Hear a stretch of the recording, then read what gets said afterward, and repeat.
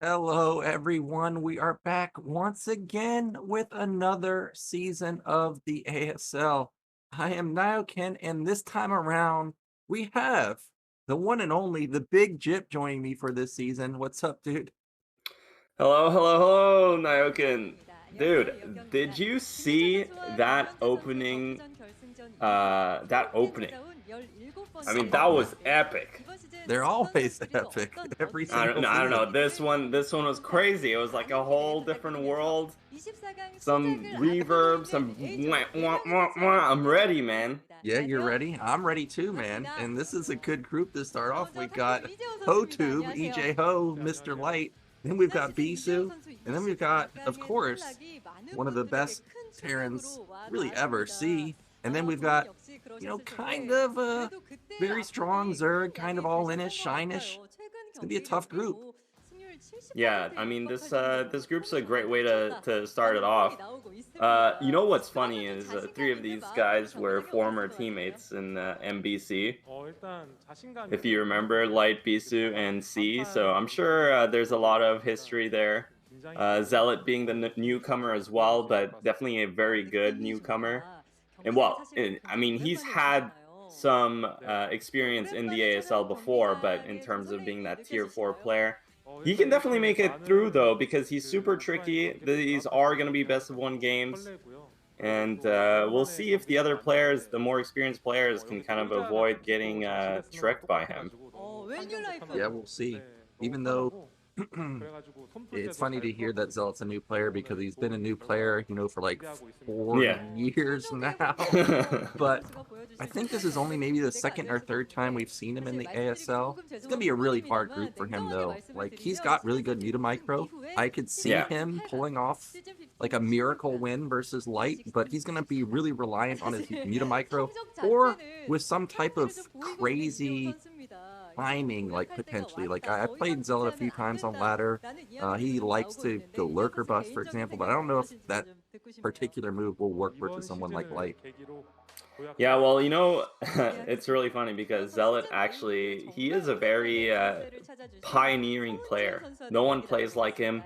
He makes his own builds. They're all in, but it's his own stamp, and he's just so good at them.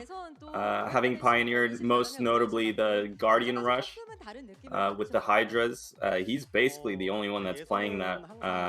Well, I don't know what he's playing these days, but we'll have to see. Of course, though, we also have 3 other players in the group. We've got C, who's making a comeback here. I don't know when's the last time that he's actually played. Yeah, it's going to be interesting to see where he stands because there were a couple people that made it in. See, one of them that I was kind of surprised to see in because they've been more a variety type streamer. See, Rain is back. I feel like I'm missing someone else also, but yeah, it's going to be also another tough group for C. Yeah, I mean, C definitely, he's not a top player by any means. I don't think he hasn't really been playing that much in terms of relative to the actual the lights and the Bisus. So, and especially with Terran, it's very hard to be super tricky like it is to with Zerg. So it is going to be a very difficult group for him. But obviously, when C was younger, when he was in the Kespa days, he was one of the best players to play the game. So you never know. Maybe he's been practicing a lot, but definitely will have his work cut out for him. I think he's gonna be playing. I think the first games are gonna be Light versus Zealot and Bisu versus C. So we'll see how he fares against his former teammate there in Bisu. But obviously the 2 mainstays here gotta be Bisu and Light. I, a lot of people actually have a lot of expectations for Bisu this season.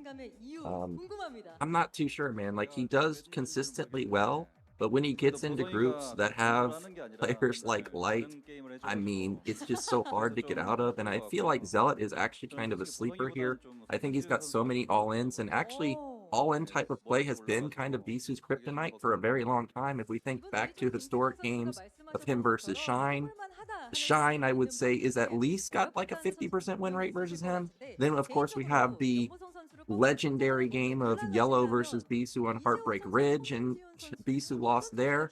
So I could actually see a world where Bisu could get knocked out here, but I agree he's still a favorite along with Light. Yeah, well, we'll see.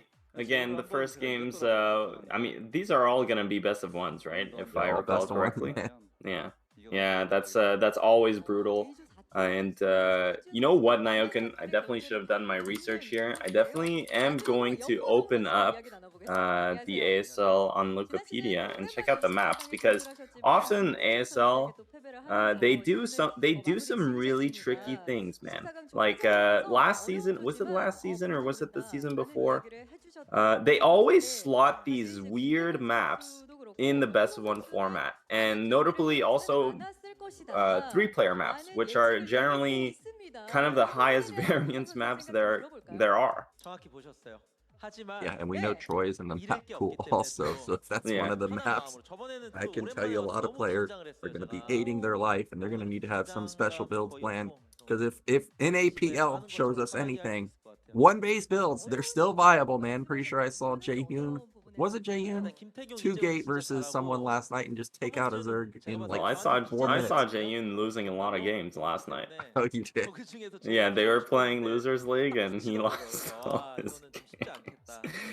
But actually the first map is going to be Radeon. I'm sure we're going to get into this eventually, but yeah, I mean, let's just talk about what are your predictions here. I know we've been saying that Zealot is you know, a sleeper, but do you expect him to maybe make it out? What kind of percentage are you giving him to make it out of the group? I'm not too sure, really, because like Bisu and them, they play in, Pro League, right? Whereas if Zealot's playing in some type of Pro League type style, it's going to be either K League or Moonlight League. But I still feel like Bisu's vulnerable to all ends. If I was to make predictions, I've got Light first, and then I think I'll still go Bisu, but I think the game, I think Zealot could surprise here. I would be really shocked if C has a good performance, just because I know that he's more of a type of a casual type of player now, along with Rain and Calm, right? But, last season, I think it was last season, Calm did really well, or maybe the season before, so maybe we could have another repeat of something like that.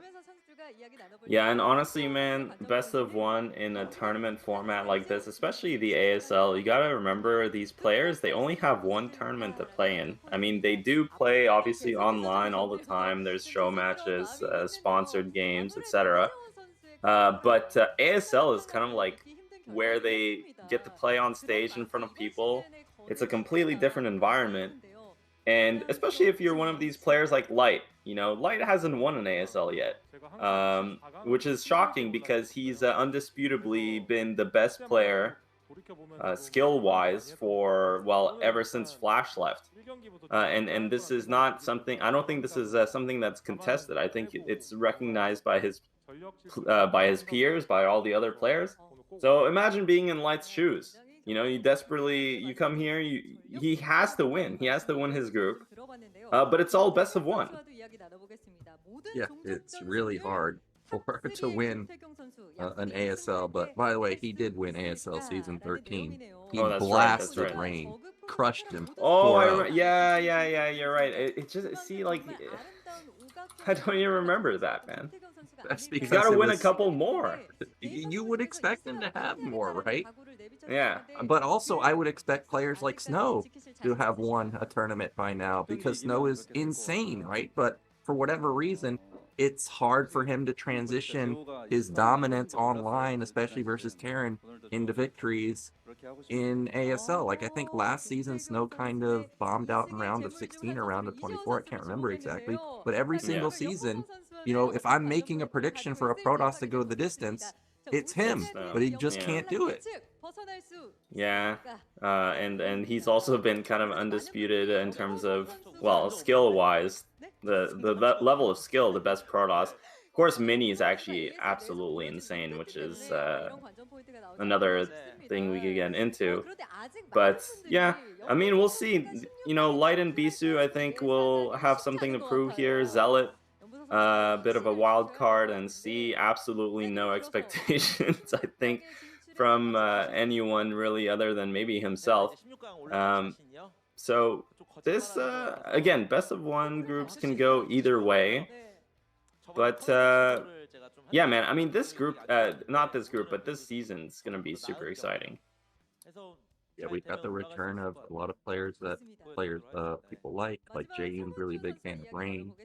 Yeah. C's back, which he's obviously a favorite for not just foreigners, but also for, you know, a lot of casual viewers from Korea, since he does so many other things. Who else? Zealot. I mean, it's always nice to see the return of players that we haven't seen in a long time, especially ones that have their own style. And then we've also got the return of Baby, aka TY, who's been gone for a long time because he was crushing StarCraft 2. And it's hilarious to me. He's like, you know what? I'm just gonna show up and qualify for ASL because that's how good I am. Yeah, well, I think a lot of the StarCraft 2 players are gonna be switching, possibly, or looking to switch, because I think there's this rumor that this is gonna be the last year of GSL. So I wouldn't be surprised if we see more players like Baby. I mean, I know Sue also played in the qualifiers. I'm sure some other players have played in the qualifiers. Tomorrow's going to be sick. We're going to have Tengu and stuff, who's also a newcomer. Looks like the players are making their, what's it called, their resolutions for the group. Of course, they're all like, yeah, I'm going to win, or I'll show some good games. Except, you know, maybe C is going to say something more clowny. Well, you mentioned a name in there that I think a lot of people don't know, which is Tengu. You know, in fact, I'm not very too familiar with Tengu either, other than seeing his name on the ladder, you know, maybe like 1 or 2 years ago around the like 2,500, 2,600 range. But now that he's in ASL, you're not making it into ASL with 2,600 MMR. That's just not happening. So he must have increased his skill quite a bit. He must have gone over 9,000. He must have, man.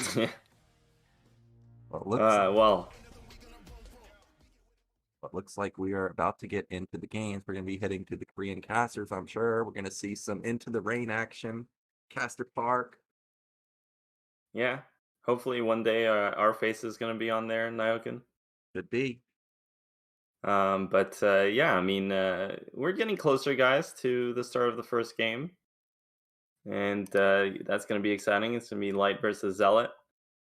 Now, did you sleep, Nyoken? Because I slept. I went to sleep at 10 p.m. It was great. Yeah, and then I woke up. I woke up at 4 a.m. I can't believe I'm doing this to cast this with you. I can't believe it either, because when you told me you wanted to do it, I was like, all right, well, he told me he wants to do ASL. What day is it? January or whatever. Yeah. We'll give him a week and we'll see if he changes his mind. And I wanted to be very clear that, you know, with daylight savings, we're not waking up at 6 anymore. You're going to have to wake up at 5. I went to sleep at like 9 o'clock, so I'm good to go, man. Is that your usual like sleep schedule? Heck no, man. Are you the type, like, if you need to go to sleep earlier, you fall asleep, or? No, I got a plan for it. I woke up early the day before. Yeah. Couldn't sleep. Yeah. You plan for it. Like it's all premeditated. Yeah, I knew it's coming. You think I'm gonna wake up late for Light? I'm gonna watch Light. He's got all those guys, man. I want to see him transition those guys into victories here in ASL. Yeah, I was in bed and I just kept waking up. I was so ready for Light. I'm like, oh, I'm gonna see Light play today. I'm gonna see Light play today. Well, I'm happy because I actually, for some reason, the stars aligned for me, and I just kind of fell asleep, and then woke up at 4. I'm feeling great. I had my coffee, as you do at 4 a.m. Yeah. And I'm ready to cast these games with you, Nyoken, today. I hope that they're going to be good. But we'll see. We'll see. Yeah, I'm hoping to have a good performance from Light. You know, he did win an ASL 13. I can't remember where he placed last season, but there was a season, maybe ASL 14, where he ended up facing Royal, and Yeah. Royal knocked him out in the round of 16. So, you know, this is another guy that seems to have a lot of variance. You can make a prediction for him to go all the way, and it's a great prediction. But if you also have a prediction of him bombing out early, Well, he's also someone that can do that. last season he bombed out in the round of 24. Do Oh you my gosh, remember? man. In a group with two Zergs in it, Action and Effort. So Oh yeah, uh, effort. remember, and he lost to both of them, which you would think he wouldn't because TVZ. But yeah, so I think again, like in this best of one format, absolutely anything can happen. Yeah, and unfortunately, Effort gave up his spot this season.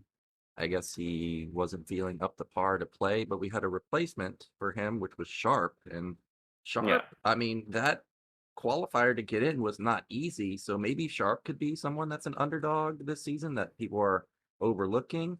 I think last season, did he get top 8? I think it was the first time he'd ever gotten top 8. Yeah, So, you because know, he played in the wild card match, right? So he must have gone top 8. Yeah, he did. He did. yeah, so, you know, maybe he's on fire these days. When I was casting with Body for the StarCast Star League, you know, he was pointing out that I can't remember whether it was Sock or Sharp, but Hmm. someone he knew was on fire, and he was right because he brought it in the tournament. But we'll see. I actually do have my eye on Sock this season because I've watched a few of his games. He's got this killer gasless, like 4-minute armory. Yes, I said that correctly. 4-minute armory. He does like Hmm. a really quick 2-1 timing at like 11 minutes with almost max. It's really strong. That sounds crazy, Nyoken. Yeah, And I almost don't believe you, so I want to see it with my own two eyes. yeah. But yeah, I mean, Sharp. He's one of these. He's criminally underrated. He won the wild card tournament against. Let's see, who was it? It was Action, JYJ, and Hero. I mean, I'm pretty sure. that's an insane Yeah, group right there because Heroes, someone that goes round to 4 literally every season. yeah, Action is consistently top 8. I'm waiting for the breakthrough for him.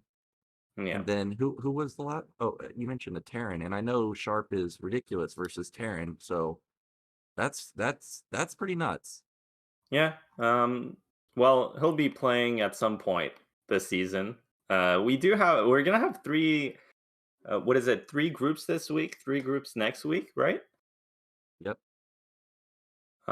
So I think he's gonna be playing next week, actually. Oh no, that's right. He's seeded because of the wild card tournament. So never mind. He's gonna be playing in the round of 16. That's gonna be in a while.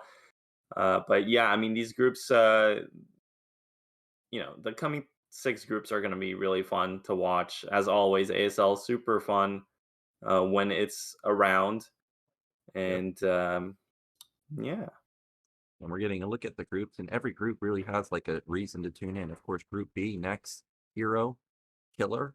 Killer had a surprising win versus Snow, I think, last season, or was it Effort? Mine did really well in the previous season, and Stork, you know, someone that has been very good historically. And we're yeah, looking at today's match, as of course we mentioned, it's Light Bisu, C, and Zealot. I can see from the stats here, it actually says Bisu is 1-3 overall versus C. So he's looking yeah. to fix that. And then we've got a That's crazy. surprising stat, actually, to me, because of how strong Light is. He's 4-3 versus Bisu overall. Well, Light and Bisu have had some insane sick games across the years, and I remember.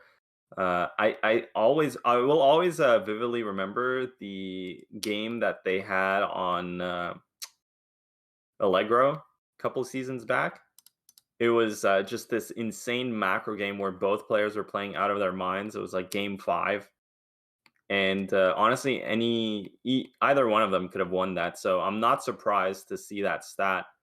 I am a bit surprised to see that has a losing record against C, but obviously C hasn't really been active since C was playing really early on in the ASL. And I think he was even playing the precursor to the ASL, which was the Sonic Star League and stuff. Yeah, and Um, yeah, yeah, and he placed really highly. So I mean, he's yeah. definitely got the talent to do well. It's just more that I think he does other things, not just Broodwar like most of these players are doing. It's so crazy. Light has an overall 53% win rate when in spawn games he's like over 60%, and his versus Zerg in ASL is actually a negative win. Well, maybe he can fix it today because that's not the win rate you want right there. 0-5 versus Terran. But, Yeah, as I stated, Zealot is someone that is very tricky. I feel like this win rate is deceiving because yeah. he can definitely pull off wins. He's definitely got the shine factor. He can come in with crazy builds. He's got insane mutamicro. I know you've played versus Zealot, so you can attest to that. He's definitely not someone that is deserving of 05. Oh, well, absolutely not, Nyoken. I mean, these tournament stats, they're never there are only a couple of games, right? I mean, the Zealots played under 10 games, and they're going to be super variance prone and not really representative necessarily. I mean, we saw Light how his overall is really low, but actually, again, his spawn bang win rates are insanely high. They're the highest of any Terran, highest of any player probably, other than Light. Sorry, other than Flash. So, taking those stats with a grain of salt, but it is true. I mean, historically, Light, not necessarily the dominant force in ASL. Zealot also has made round of 24 several times, but has not gotten out of the group stages. So it is indicative of that. And I think, Zealot will look to change that. And this is quite the opponent to try and change that. But if he does make it past Light here, he's got a really good shot, whether Bisu or C comes out of the bottom side.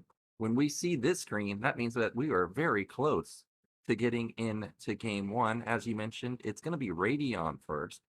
And I don't know what you think about Radeon, but when I first saw the map, I thought, oh, wow, this is a great Terran map. I get 3 bases pretty easily, 4 base Hmm. maybe. But then when I Hmm. actually got it on it, the middle of the map is not as big as I was expecting. I've had a lot of games where I get clumped up and I get stormed to death. Yeah.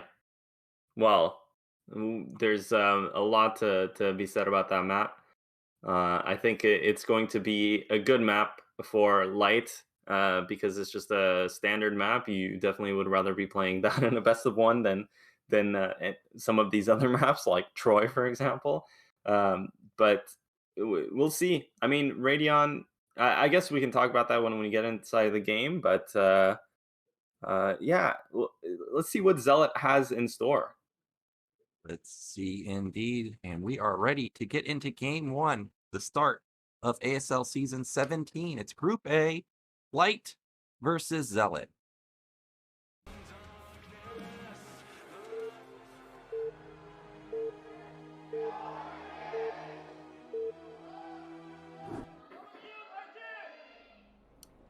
Okay, so in the top left, we have the red Terran. It is Light. And in the top right, the green Zerg is Zealot. Right, man, we got horizontal spawns here on Radeon. Close rush positions. What are your thoughts on spawns? Are these good for either player? Well, already I think Zealot is going with that Overlord Scout there to the bottom. Actually, I'm not quite sure how Zerg would want to scout on this map. Usually you go scout the other natural, but that is kind of the easier scout here for Zerg. It's the closest scout, so with the second Overlord it'll be easier to go over there. So maybe this is the standard way of doing it. But I don't know, man. I mean, these are really close air rush distances. Yep, and we do have Light sending down a low ground SCV. If you guys have feedback on the audio, that'd be great because this is the first time me and Gypsy casting together. So, it's always a challenge to get the audio correct. Well, it's a work in progress. Yeah. Yesterday I was talking about my mic not being great. I actually found this software that really helped with the noise suppression. So hoping that that fixed the issue. But we do have depot racks. That's going to be the semi-wall, the what I call the ample wall, because he was really the first one I saw go for not a complete wall. And we do have 12 hatch.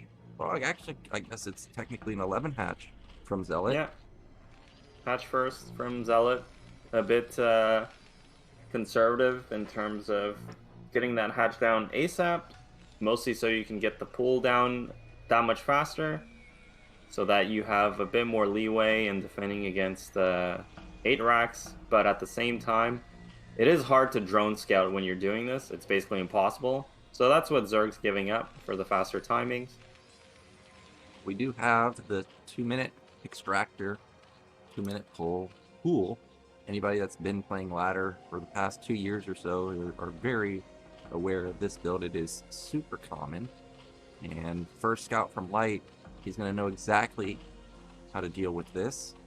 Yeah, not surprising. I mean, Zerg has 2 main options here. Either they rush the lair, or they slightly delay it for a slightly earlier third in-base hatch, which is what we commonly refer to now as 2.5 hatch. And you can tell that you can tell which option Zerg is going for based on their gas timing. But look at this, Light's playing super aggressively. Yeah, now I've seen a few games where players like Light, JYJ, they actually are getting aggro with like 3 Marines and they just go and try and deal damage.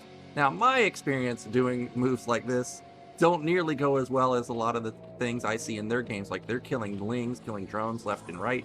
We'll see how this works, because actually the Overlord did spot the Marine, just barely. Oh so he knows it there. Wow, he actually forced out a creep colony. That's a expensive building to be building in the early stages of the game. Yeah, and it's placed. It was placed. Okay, good cancel there. I was gonna say that's that would be really bad for Zerg to have to build that. But even these lings, you know, a lot of damage has been done. Light's putting on a lot of pressure. Usually, you don't see Terran play this aggressively. He opted to go for that triple depot. That's what I was hoping to see. I know a lot of Terran players do not like to face off versus this, the incoming lurker bust, but I'm a big fan of players that are willing to whip it out. Now, this does not necessarily mean that he's going for an early game killing blow. I've had games where they open lurkers, they just set up a contain, and they rush to the fastest defiler you've ever seen. Yeah, I mean, this is a lot of drones. It's tricky because usually, oh my god, Light is actually going to get the SCV scout in. He does see, but actually, this is so tricky, Nyoken. Usually, with the Hydra openings, with the lurker openings, especially 2-hatch lurker openings, Zerg plays super aggressively.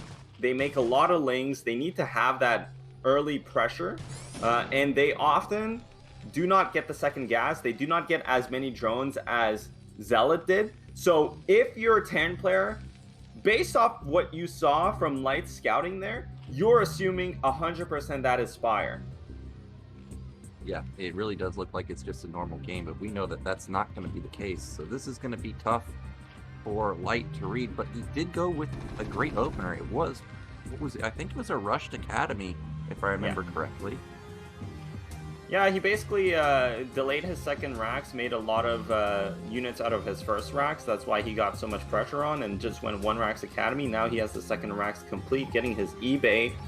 This is going to be tricky for Zealot, because if Light decides to push out, it's not possible for the Zerg to keep the Terran inside of his base with the number of lings that he has, which is why usually with lurkers you go so many lings. But now I think the timing was missed.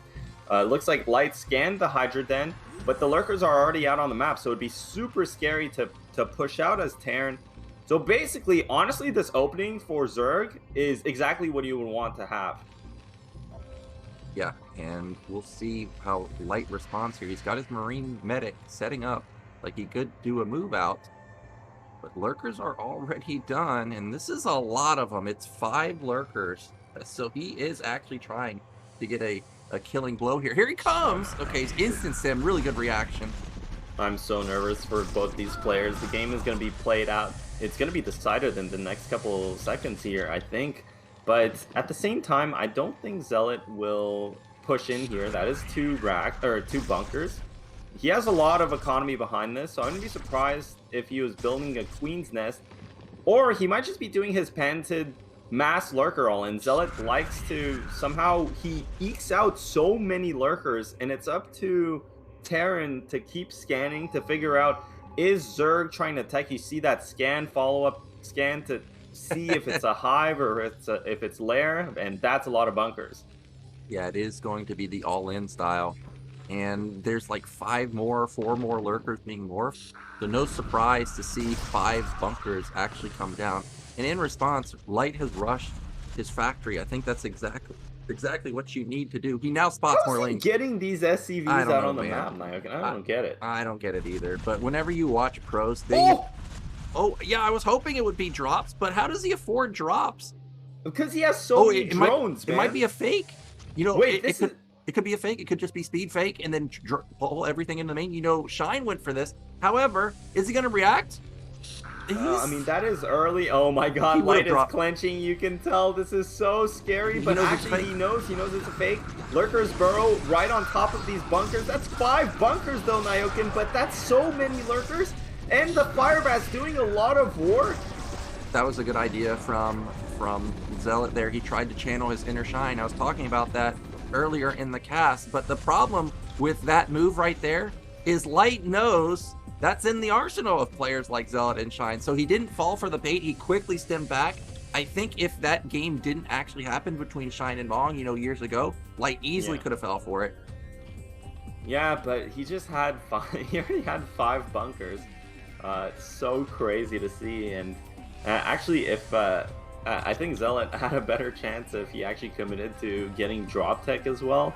But then, drop tech takes so long to research, and by that time, Terran has even more supply.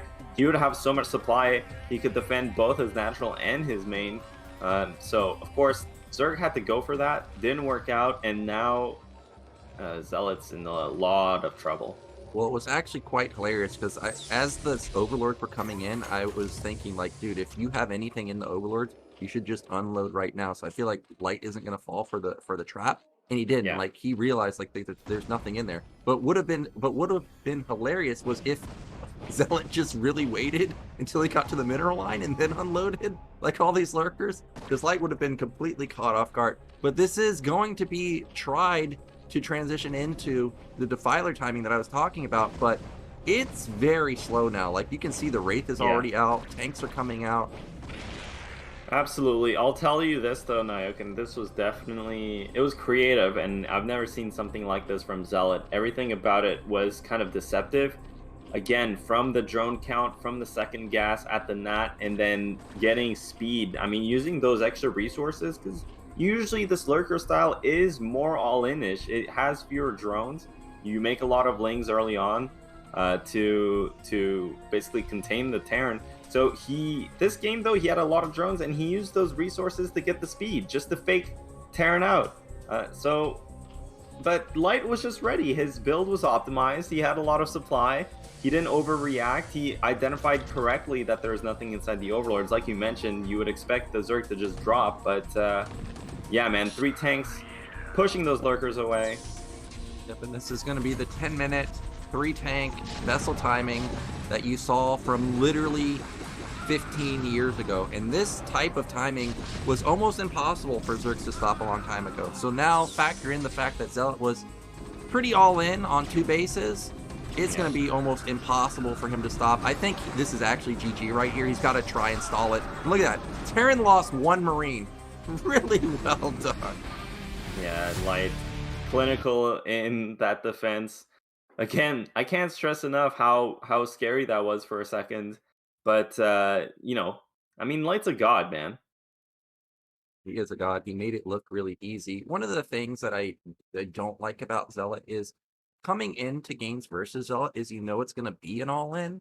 Yeah. That's the problem, where all you have to really know is it going to be lurker opener or is it going to be mutas? If he was someone that, even macroed like 25% of the time, all of a sudden you're not opening 2 racks into fast tech, right? Like, you got to actually have like potential 3 racks, 4 racks pressure to try and deny bases. But the thing is you just know that if you counter the opener, you're going into mid and late game in a great position. Yeah, well, that's the challenge as a player, Nyoken. He has to develop that style, and unfortunately, it's not it's not part of his identity. He just does not play macro games. I mean, I heard that he only uses 2 hotkeys. The What? The NA Korean guys were telling me that apparently he only uses 1 and 2. He doesn't even hotkey his hatcheries. And I was like, there's no way, guys. You are effing with me. There's no way that's true. But they insisted that that's the case. And I can kind of believe it.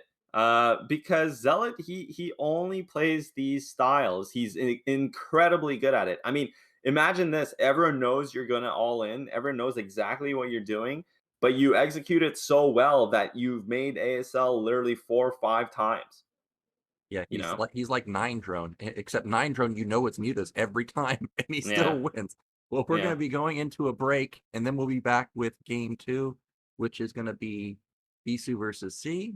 I guess we're getting some highlights here. This was the key move here. Can he draw the units out of position? But like I said, you would expect the units to have dropped by then, and you can see Light didn't commit to his main, so he's actually back in time to load up one of the bunkers, and that's all he needed. Yeah, I mean, 3 of those bunkers were loaded. He was only gonna pull half of those units back, but they kind of glitched out a bit on the ramp. I don't know if that that was kind of a saving grace, but they died before they loaded back inside the bunker. So whatever was there at the NAT kind of held regardless. So we're going into a break. We've got to hide the ad, and we'll be back in a couple minutes.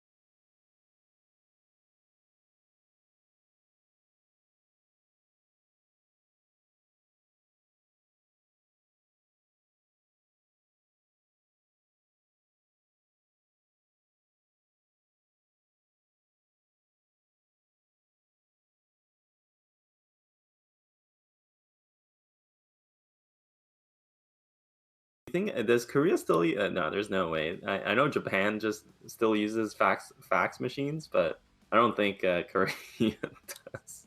Yeah, well, actually, I accidentally had us muted for all of that, so they have no idea what we were talking Thanks, about. man. Yeah, thanks. I mean, it's, it's first time back in a while.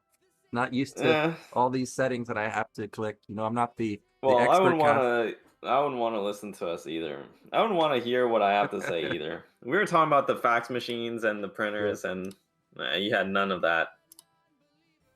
I'm not the expert multitasker like you are for the tournament we did yesterday, where you were doing IT support for me, also doing all the graphics.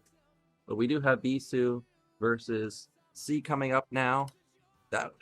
Did that say 57% win rate basically across the board? Yeah, go right across the board, and look at this. 57% win rate for C's TVP, of course. I mean, Bisu's stats are insane. He's so good in tournament settings. He's so good in those pressure settings. But has yet to win a major title here. Maybe this season's gonna be his season. This is gonna be a good warm up for Bisu, but does C have a chance here? What do you think? I think he does actually. Historically, in my opinion, Bisu's worst matchup was PBT for a long time. We had JYJ upsetting him, I think, in like season 8, and then I think they faced off again in the next season or some other type of tournament, and JYJ got the best of him again. So for whatever reason, I feel like PBT is sometimes his kryptonite, and C, he's a solid player. Like, he plays big time macro. Like, I don't actually think we're gonna have a game end like pre 10 minutes. Like, I don't expect Reaver Harass to end the game. So if C can hit like a 2-1 timing, catch Bisu in the middle of a carrier switch, which he does like to do, I could see it happening. Well, game's ready. It is starting. Radion again is going to be our map. Bisu versus C. Let's get right into it.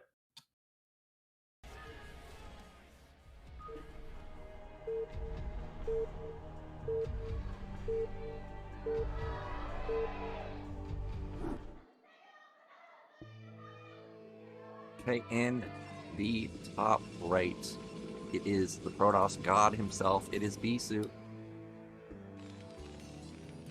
Top left, it is C in that red Terran. Yep, so we got horizontal spawns once again. Yeah, well, this is an interesting map, to say the least. I think Radion, as Vermeer, as these other AMD, for some reason AMD sponsored maps, they were basically made in cooperation with most of the pros, and that's why you see kind of the super standard layout. And I think on these positions, TVP, it's quite hard when Terran's 4 bases. So I think if Terran spawns like this, what's it called, vertical or horizontal spawns, the 4th base, where do you take it? Do you take it at 12 o'clock towards the Protoss, or do you start expanding to the bottom left? And if we ever get to that point, I think it'll be interesting for me to see.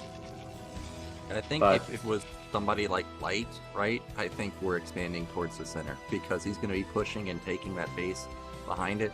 But I agree, I find it hard to take a 4th base myself.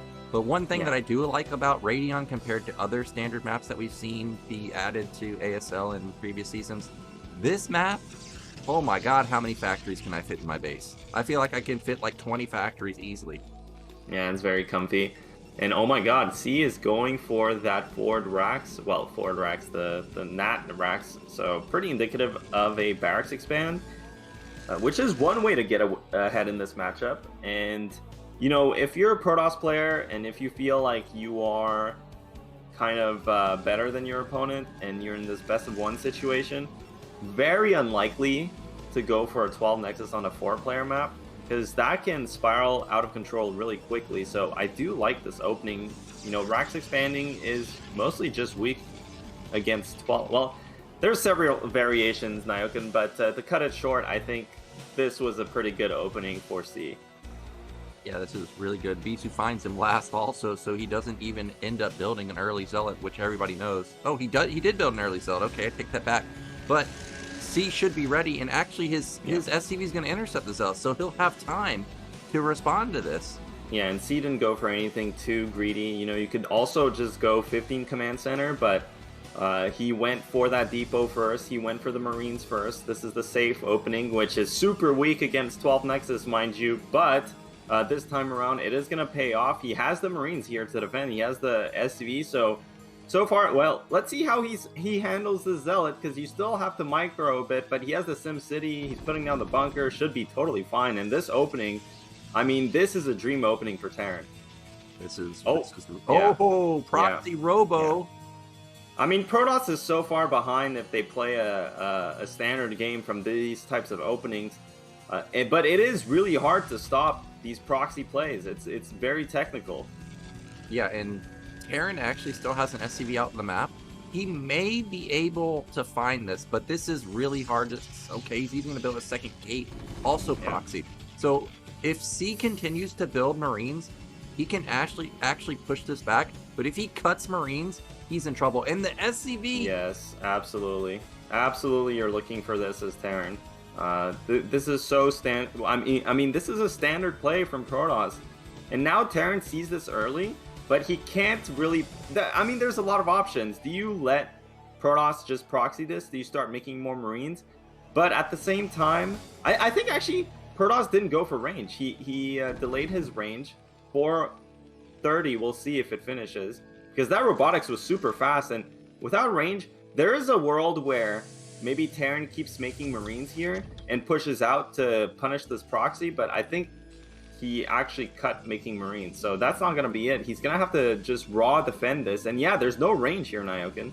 Yeah, and actually, even though this is proxy robo, this looks like it's actually proxy robo for shuttle, like just elevatoring in units. This support bay is a little bit delayed because he's been focusing on building a lot of units. You can see, there was continuous Marine production, but now we floated our racks. We got immediate turrets going up. Shuttle is out, I think. Is that a shuttle or is that a goon that just came out? That's definitely a shuttle, I think. Or is that another goon? That's a goon. Well, the shuttle's going to come super fast, but these turrets are going to buy a lot of time for Terran, actually. I'm surprised he's just already pre-building these. No tanks. Siege as well. Oh my god. I mean, he's... I can't believe we're watching this, Nyoken. This is looking pretty good for Terran. Oh, is there a gap? Please, no gap. If there's a gap, I think Bisu's got a chance. No. But actually, I feel like C's already done it. I think if he's rushing siege mode, he's going to hold. He has so many Marines that he can just sit on the high ground to body for his tank that I just don't see how Bisu makes this work.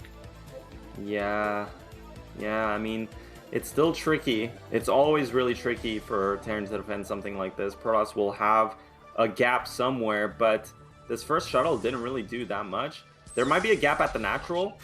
He's gonna go for it. That's just one tank. That's not gonna be too much DPS.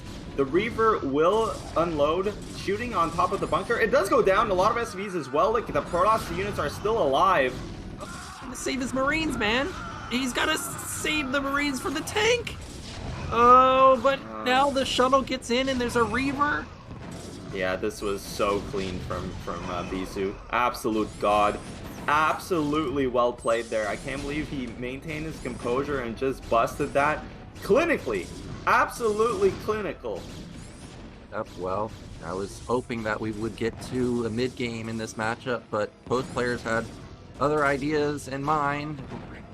Bisu just ended immediately. Oh my god, dude. Bisu, look at that killer face, man.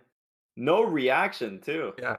He's like, that went exactly how I thought it was going to go. You're just going to die, man. And I still feel like C had what he needed to have. But what do you think if he had built a second bunker in the back? Then he doesn't have to, put all of his Marines right next to that bunker and just get immediately blown up by the Reaver.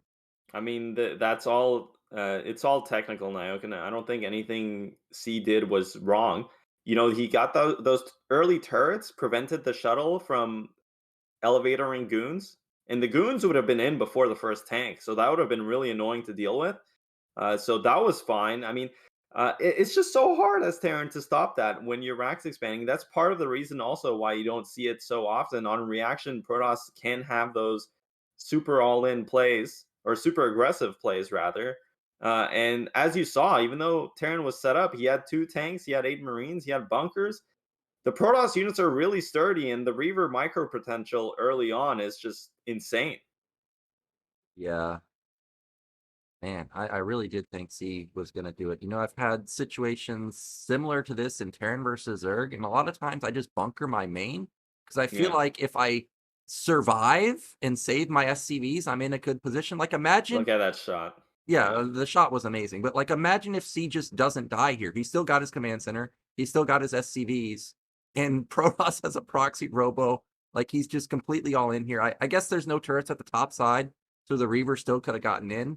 It's just so hard to say, man. Yeah. There's a lot of holes for Terran, and StarCraft. One thing that people have to realize is no situation is black or white. You replay that 10 times, the result is different.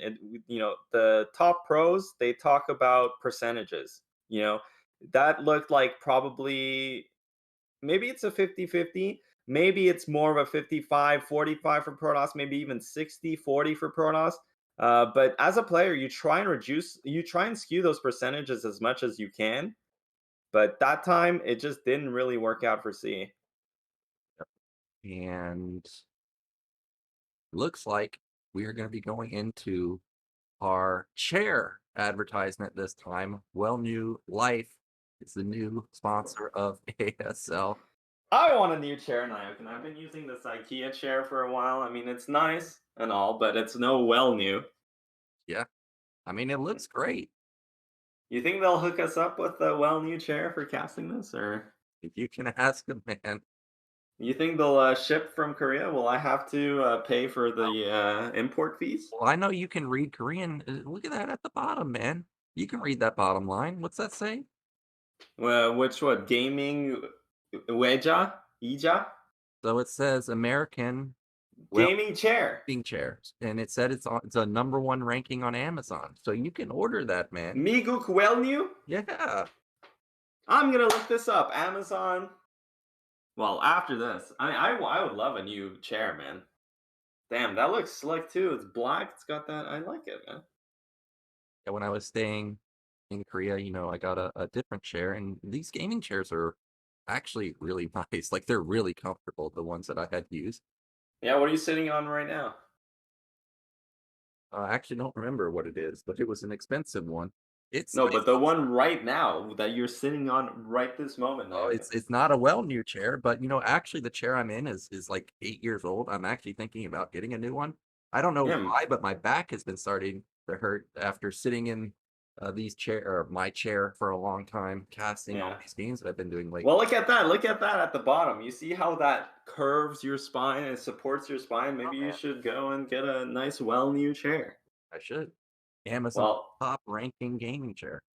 I this is the first time that I hear about it, but I'm looking it right up now. Oh, dude.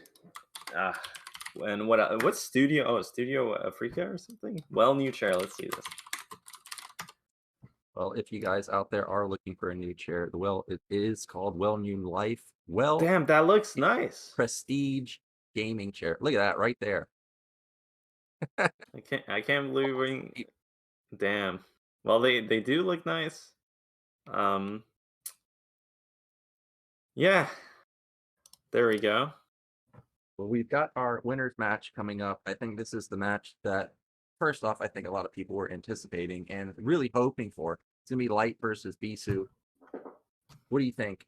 Do you think that Take Sheen can take it here, or is it gonna be HoTube getting the win? I think these chairs look real nice, man.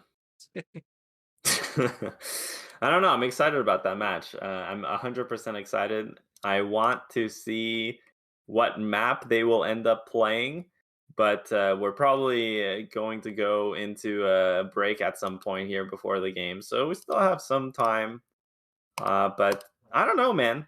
I don't know. I don't know what to expect. I think honestly, Bisu just like kill. I can't believe. You know how insane it is to just as someone, imagine you're Bisu and you just know you're better than your opponent, and then you just go for this technical bust Yeah.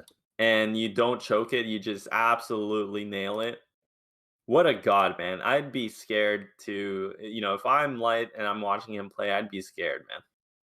Yeah, I mean, I don't really have that experience where I just queue up a game and just know I'm better, but Oh, please. great feeling where you just nail everything and it goes exactly according to plan. It's about as good of a feeling as you have when you wall your ramp and Oh, okay, I know the that. zealots come in. Okay, well, that's a really good feeling.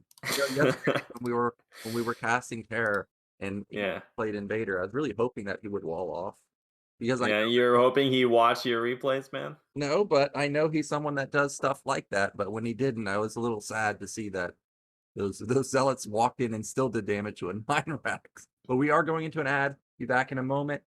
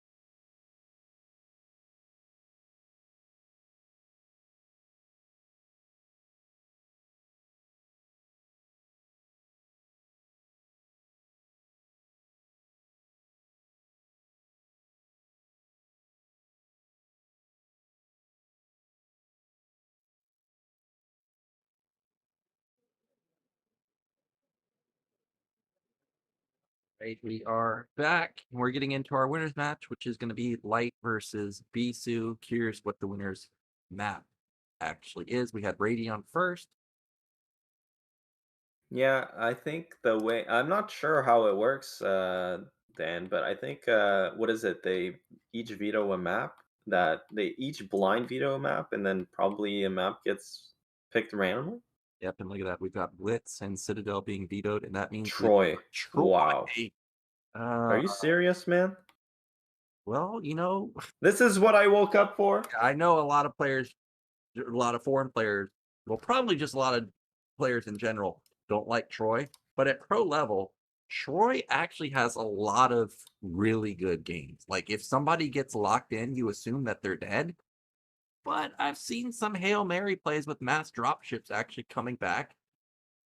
Yeah, I mean, I watched the game of Rush playing Mini the other day on Troy, and Rush absolutely bodied him.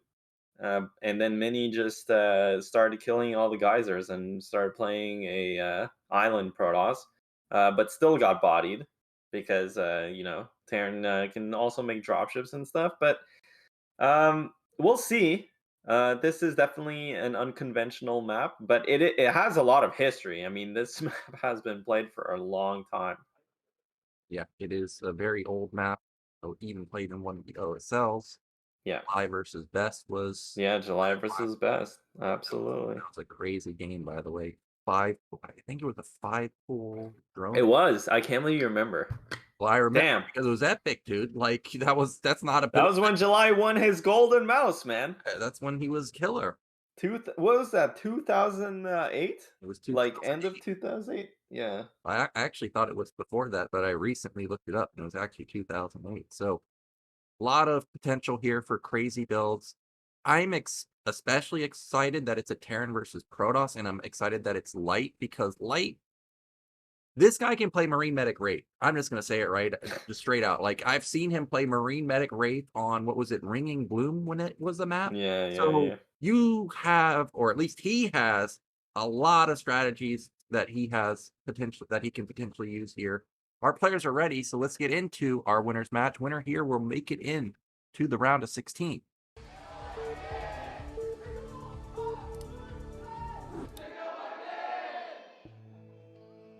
Okay, in the top right, we have our yellow Protoss. It is Bisu.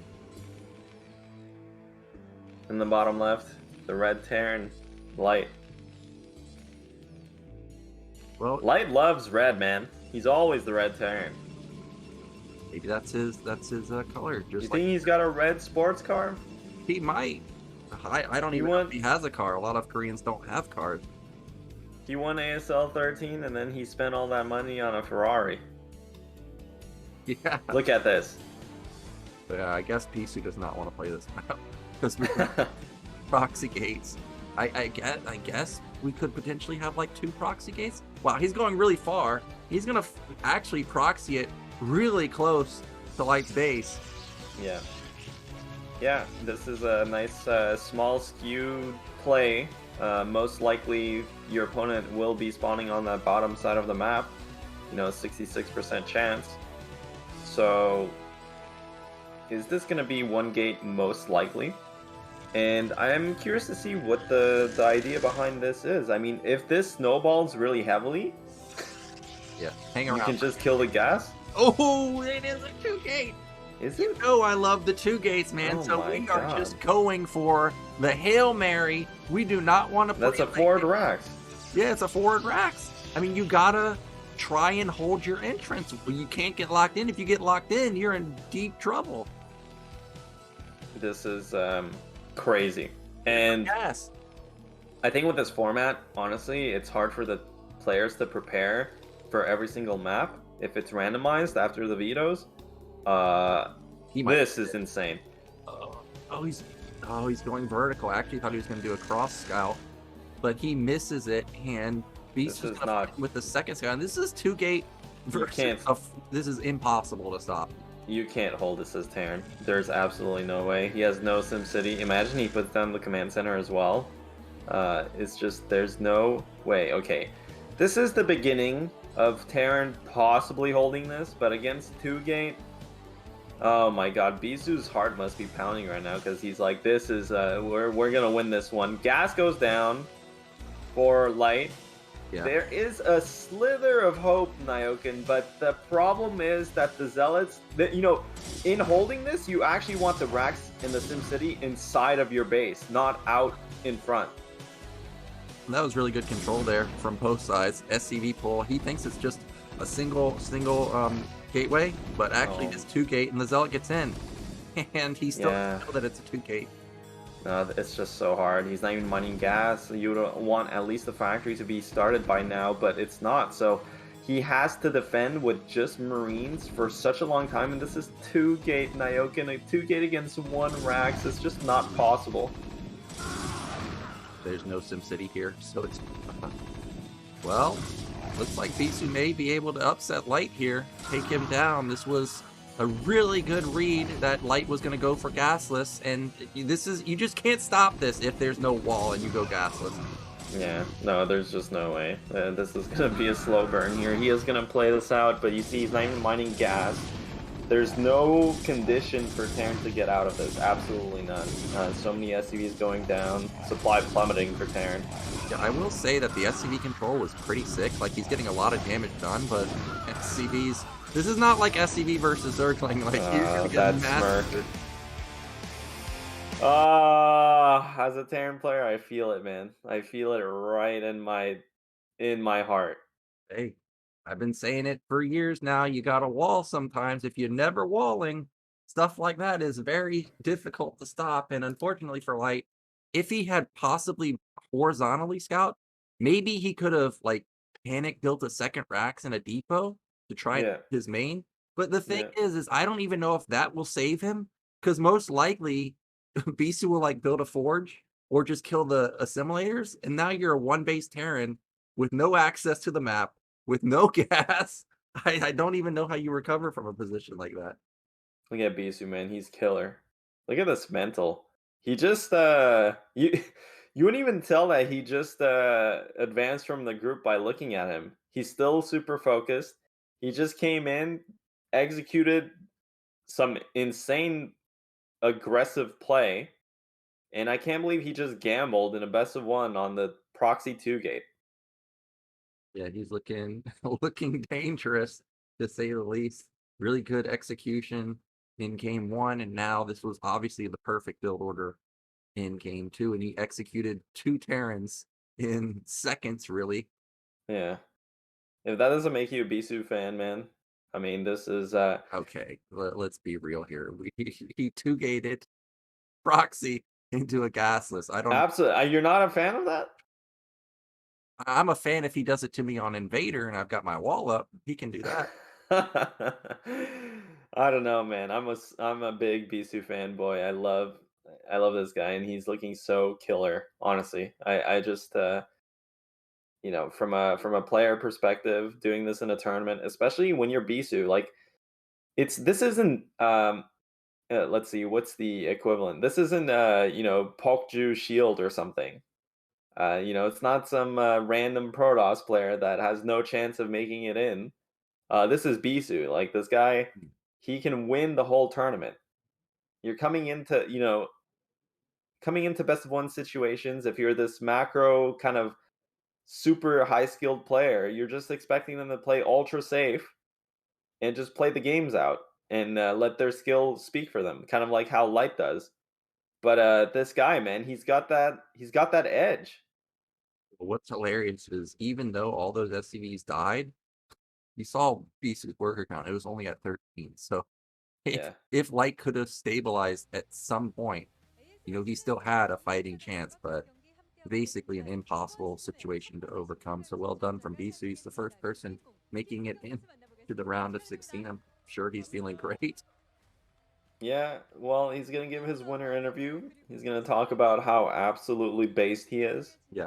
How he prepared that 2 gate for months and months. He knew it was going to be Troy, man. Yeah.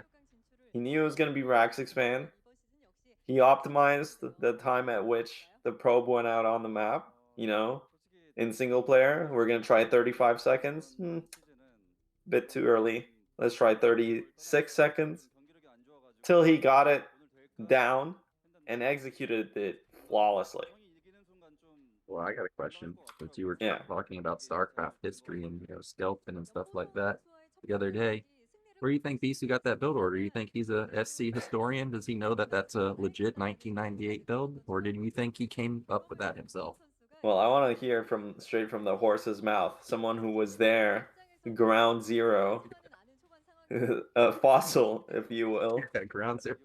Who patented who is attributed who's the 2-gate attributed to, or is it so universal that it's just a Protoss build? I think it's too universal to.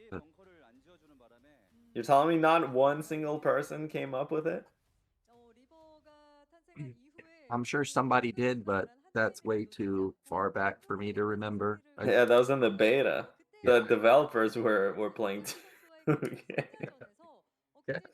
Strong build, man. They were playing it on the Warcraft 2 engine. Before they transitioned Broodwar into its own thing, did you see you know what I'm talking about? The screenshots of how they were porting in. Yeah, they were playing 2-gate then. You probably were. They were probably playing 2 Barracks Grunt in Warcraft 2. Well, I got something for you that you may not know. You know how Zealots have 60 shields, 100 health? Yeah. Well, back then, if we're going to go back that far, Zealots did not used to have that amount of health and shields. Did you know that? They had 80 shields and 80. Huh? Yeah, 80 Damn. and 80. Well, that's a bit of a nerf. I know it's a nerf. It was quite the nerf. And in fact, Yeah. I remember when it got changed because it was really hard for Zergs to hold Zealot pushes, like 2-gate pushes, because of that change. Because now no longer are you getting the free full damage on the shields. You're now only dealing 4 damage with the additional health. Yeah. Well, they also have base +1 armor, right? Or base 1 armor, so that was a massive buff. Who knows, man? Maybe they need another buff like that. Yeah. We could go 40 shields. 40 shields, 120 health. I'm sure all the Zergs would love that. That's what Protoss needs to win another ASL. Well, Bisu's off to a nice start for the Protoss race. We're going into a break, and then we'll be back with C versus Zealot.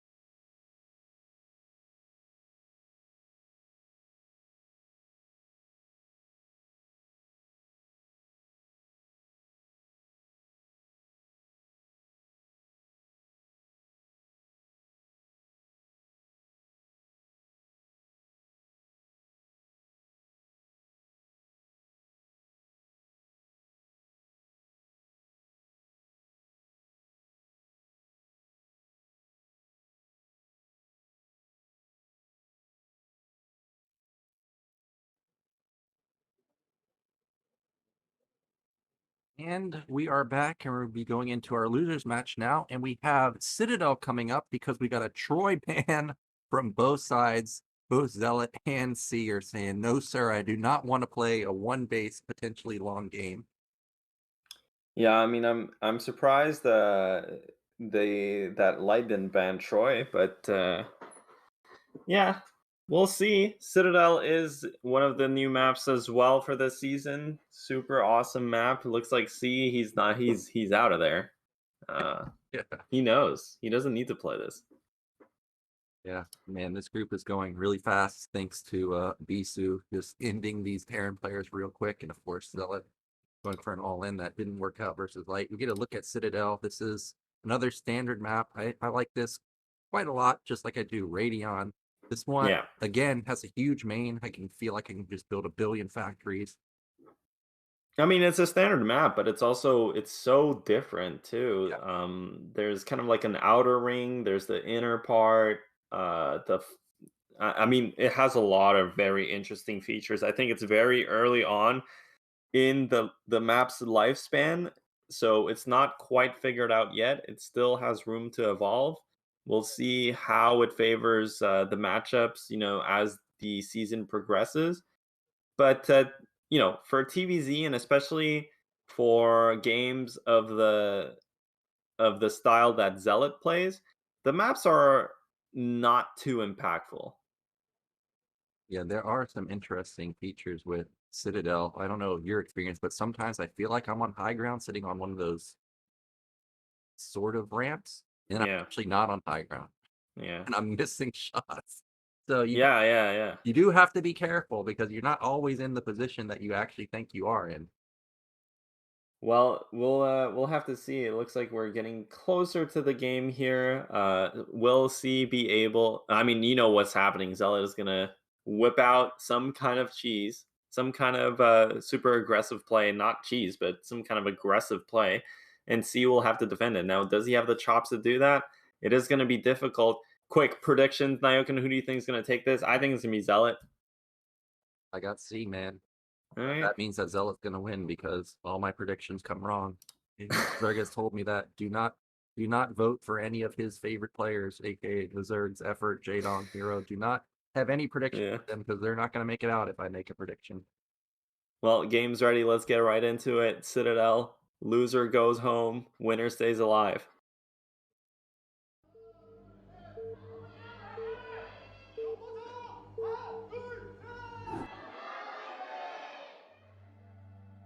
Okay, in the top right, we have C. Oh, debated.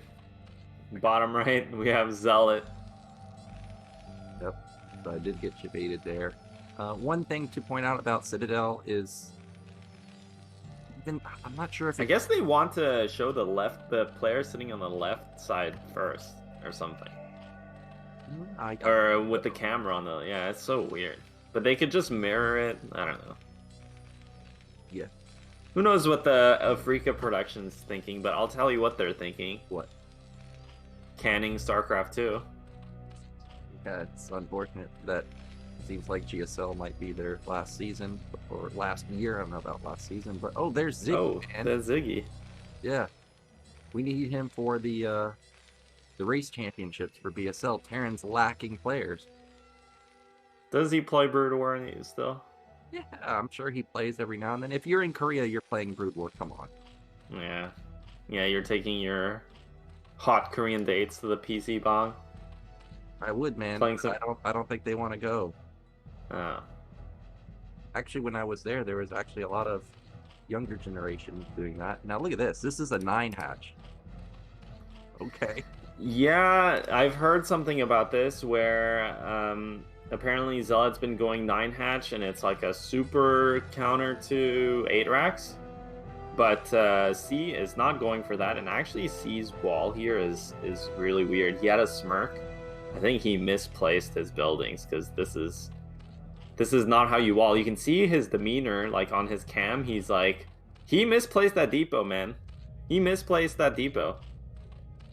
Well, actually, I've faced a guy on ladder that does this every game, and it can be surprising how many lings he built in the beginning, but other than that, dude, he's so tilted. I'm tilted seeing this, man. Yeah, I see that. He's not. I'd be mad. Dude, this is the worst feeling. And he doesn't even know how to fix it. Look, he's so tilted. Well, he's not even scouting. He's just putting down this. Oh my god! I think when he sees that it's if he was to see that it was a 9 hatch, he would be smiling that he's gotten a weird build versus a weird build. But this is, despite it being a 9 hatch, it's surprising still it's going to be a 2-minute gas. Yeah, I mean, it seems pretty, you know, I'm no Zerg player. I'm sure that Zealot has worked this out because he's been playing it. Again, I've heard from the NA Koreans, the NA Korean Zergs, that he's been doing this fairly regularly. And again, see, he's really entertained by how he misplaced that wall, but we'll see if it comes into play here. He is expanding. He hasn't scouted yet, so technically, I mean, Zerg could have done something like a 9 pull and just ran at him, and he had no way of defending this. Yeah, coming into the game, I actually thought we may see a 9 pull because, you know, it's not necessarily a low ground main, but you don't have a ramp to your advantage. But yeah, he does get away with the command center follow-up, and it's going to be a 2 racks, and this is exactly what you should do versus this type of opener. Yeah, and looks like Zealot is going to spot the Terran spawn. Well, I don't know exactly what went wrong for C's wall. Maybe the depot was slightly to the left. Yeah, I think it was. But yeah, I think it was basically blocking the racks on the left. Well, how it's unfolded actually looks pretty good to me. I mean, there's still multiple gaps, but he's got enough blocking that, you know, he can't run lanes in and win the game. Like, that's just not going to happen. SCV does confirm it is a Spire, so that's fantastic for C. Yep, and C is going to push out here. He's going to pressure a bit. Does see everything, does get inside the base before the sunk finishes. That early sunk is really interesting. It's kind of a new tech for Zerg. But it does prevent any kind of early game shenanigans, any kind of pressure. It does prevent some scouting to some degree. And it looks like C is pushing out, but he's not going to pressure anything. There's already a sunk. So yeah. He needs to wait for the medics. He needs to, if he wants to pressure the Zerg into getting more sunks. But you can see from this, like, Zerg's super comfy, can just keep making drones. He's only made 2 lings this game, or yeah, 2 lings this game, and that's a Ninja hatch. That is an LZ Gamer base at mid left. I do think that the second sunken is an interesting play because it's really fast, like real fast. Yeah, he's playing safe. He sees everything with this Overlord. Doesn't see the medics yet. That's a lot of Marines, though. I wouldn't be surprised if he puts down a 3rd sunken, but the fact that he hasn't is actually great discipline. Because without medics, this isn't going to pressure anything. It's not going to threaten the bust. But now this is a bit tricky for Zerg because Terran's out on the map. Terran's going to pull a couple more Marines. And he will have something like 10 or 12 Marines with 2 medics. And that can bust 2 sunks. Yeah. So Zerg's going to have to be very careful where he moves with these mutants. But if he gets the 3rd sunk, no, it looks like C's just going to pull back. Well, C knows that, hey, this guy didn't build very many lings. He droned up, and there was no 3rd hatch in the main. So he knows there's a 3rd hatch somewhere. But is he going to find it? The SCV scouted bottom left. Is he going to get into the mid left? That's so crazy if he finds it. This is a really good play from Terran to find this without having to waste scans either. So he knows what's up. He knows exactly what Zerg's at. I mean, you can't really punish this as Terran. It doesn't really matter where Zerg takes this expansion. If we get into late game, it'll matter, but I don't know if we will. Queen's Nest already down 6 minutes in. This is 100% going to be the Guardian Rush build. This is an insanely fast Queen's Nest. Now, C, despite finding mid-left, he did not have his units out in the center of the map. So now he's kind of stuck just trying to deal with the mutas, and that's going to allow Zealot to get his mid-left base up and running. C's build order, I think, was 3 racks tech. It looks like his factory is probably completed or close to being completed. we'll get a look here at some point inside the Terran's base, but yeah, this is going to be Zealot's comfort zone. This is exactly what he plays. He's super high ranked on the ladder, you know, plays spawn games like this. So this is going to be challenging for C. So far, though, I do like that 2 Marines did run past on the map. They will pressure this third base. They might get a couple drone kills, which is really good for Terran and really annoying for Zerg. Yeah, these Marine run-bys, 2 to 3, 4 Marines are very, very strong surprise. Oh, the micro takes a lot of damage. Oh my god, wait, is this looking, I think Zealot is feeling kind of flustered here. So far, C is managing the situation really well. I mean, he traded 2 Marines for 3 drones. That's super good. I think +1 Carapace is about to kick in here. He does have a lot of mutas for Zealot. This game can still go either way so far, though. Terran seems to be hanging in just right, but these trades with the mutas are great. So the mutas are now, they should be able to kill all of this. Oh, he's not feeling confident to jump on that. I feel like that's a free kill for him, those 5 Marines and 2 medics. I was just about to ask this. You know, Guardian play, it's kind of been a staple in Zerg's arsenal for a while now. What do you think is the best move? Because we actually have Valkyries coming out. Yeah, well, I think the problem here for Terran is, against this build, it's actually not that aggressive coming from Zealot, in the sense that Zerg wants to play very conservatively with these Mutalisks. They don't. You've seen this whole time, Zealot has just been shadowing the Marines, so he hasn't actually gone for any kind of economic damage. Yeah. And that means that actually Terran would want to be on 2 starports here. He's on just 1 starport. He played the variation where you play kind of ultra safe, spend a lot of resources on turrets and Marines, but then he only has 1 starport. He's only going to be making 1 Valkyrie at a time. Yeah, I'm actually worried that C's in trouble here, because this is not weapon on the mutas, it's armor, and Valkyries just don't do any damage to armored mutalisks, especially armored guardians. So I feel like if he's not going to go double starport like you're saying, we need to get like 7 barracks right now, because these Valkyries are just not going to be enough. I think C's dead, man. It's going to be super hard. Yeah, it's going to be really hard. And I mean, this is a lot of Zerg units. The Guardian Hydra timing is just so oppressive. Two Valkyries out. I mean, basically, C cannot allow these Guardians to morph. He cannot allow Zerg to get the Hydras and Guardians into position. He is pushing out. This is a good timing for him. Double Valkyrie. But he just, like, doesn't have any Marines. That's the thing. Like, I feel like the Muta Hydra can probably win this battle right now while the Guardians morph. There's, what, 8 Marines? Zealot is supply blocked, and he's kind of he's throwing away some units here. The Valkyries do go down, though, and now, well, good trade there for Terran, but he did lose all of his Valkyries, and Guardians are about to morph. This is so close, actually, Nyoken. I think Zealot is kind of not... He's kind of... That's a tank. So, I don't know about... Well, tanks can help with the Hydras. Maybe it makes sense here, but... I don't know, Zealot, I think he's not playing too well. Like, he's kind of bleeding so many units. Well, it was really close supply a moment ago, but now it's 95 to 60, and this Marine ball can probably fight this, what is it, 5 Mutas and 3 Guardians? If he can flank the Guardians from the back, okay, Valkyrie comes in, but he doesn't die. Such a scrappy game. These Guardians are gonna go down, though, and look at the supply. I think C's done it. Oh my god, I can't believe it. Yeah. Look at C. He's so emotional. It's so funny to see. Well, he knows he's basically won.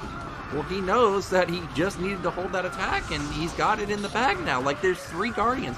Also, the Valkyries are kind of heroic here. Like, they supply blocked Did he do Zealot. Oh, wait a minute. What? All the Marines died. Yeah, well, the tanks are kind of worthless in this situation. It's definitely not why he won.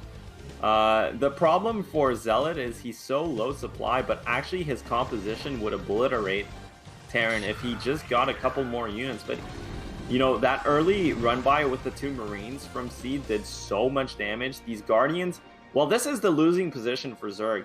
Whenever they have to run on the map to try and defend their base, that's what Guardians are awful at. It's like such an immobile playstyle.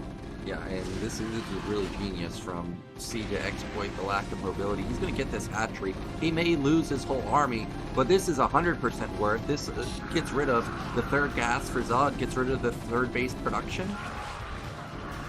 Yeah, that's a huge pick off there for Terran, and Zerg just never got the supply he needed. And honestly, I think he was in a really good position to win this game, just based off of how the builds are progressing, how the Meadow's Carrasco is going. But in that transition to Guardian Hydra, he lost all these random overlords. He lost a bunch of Hydras. They just got picked off for no reason. Kind of uncharacteristic, because Zealot, basically his brand is executing this build to perfection. Yeah, and now C is moments away from having this game in the bag. We finally saw the science facility go down, so a Radiate is going to be on the field, within the next minute. I don't think Zealot can feel confident to attack anymore. He's got only like 3 Guardians, I guess 5 Guardians, and he actually has more Guardians than I thought, but he doesn't have any Hydras on the ground to support them, so they're just isolated Guardians, really. Yeah, this is just so heartbreaking, honestly, for Zealot, because oh man, he plays a lot, I'm sure he's practiced a lot for this. This is exactly the kind of situation he would want to be in, but he just didn't execute. He mis-executed, and you can see like this composition from C, it's doing well because he's so far ahead. Yeah. But this could have easily just gone south for him. Yeah, this definitely could have gone a little bit better for Zealot. He knows that it's over, and he taps out, and you can see the excitement from C. He's going to take that game, and he's not out just yet, man. Yeah, very emotional player. I think he's happy that he actually won a game in this group. I think Zealot is probably very disappointed with himself, because he just mis-executed, man. Like he just did not play probably up to his standard, and that's what happens in tournaments, especially in ASL. You're playing in front of a live audience. This is the only tournament that really matters in Korea, and he just didn't show up when he needed to. Yeah, it is a bit unfortunate. You could tell he really planned, like, his strategy on versus Light. You could tell it was a planned build. This was also clearly a planned build. Like, everything went well for him until it didn't in the center of the map. Like, when I saw him killing all the Marines with just mutas, I was like, dude, I've been in this situation, and if you just don't have racks, you're gonna eventually die. And it's not like C had a lot of racks. He only had like 4 for the majority of the game. But this attack right here is what was the complete game changer. Like, these Marines, I don't know how they survived. Yeah, I think it was even a bit before that, because at this point, even before this fight Dude, started, look at the worker Terran count. was up in supply. Look at the workers. Like, yeah, the workers are gonna be really bad. That's actually way too many workers for Terran. Yeah. It doesn't really help. I really think Zealot just misplayed. I think even before this, he got supply blocked a couple times. He was on like 76 out of 76 because he lost overlords for no reason, and he just never got the units together, man. Even though he had a lot of time. And look, C, I mean, these tanks, they're worthless. They didn't even have siege. Everything about C's build order was just not really set up to deal with what Zealot was doing. So I really think Zealot, the ball was in his court. The nice thing that C did, though, in the mid game was that 2 Marine run by. It killed a couple drones. It slowed everything down for Zerg. But yeah, man. I mean, surprising. Happy for C. Obviously, he's super happy that he won that game. But a bit disappointing for Zealot. Yep, so we're going to be going into a break, and then we've got the final match of the day, which is going to be Light versus C, Terran versus Terran. Everybody's favorite matchup, I'm sure, so you don't want to miss that. Are we going to have another ad? Of course we are. We'll be back in a couple minutes.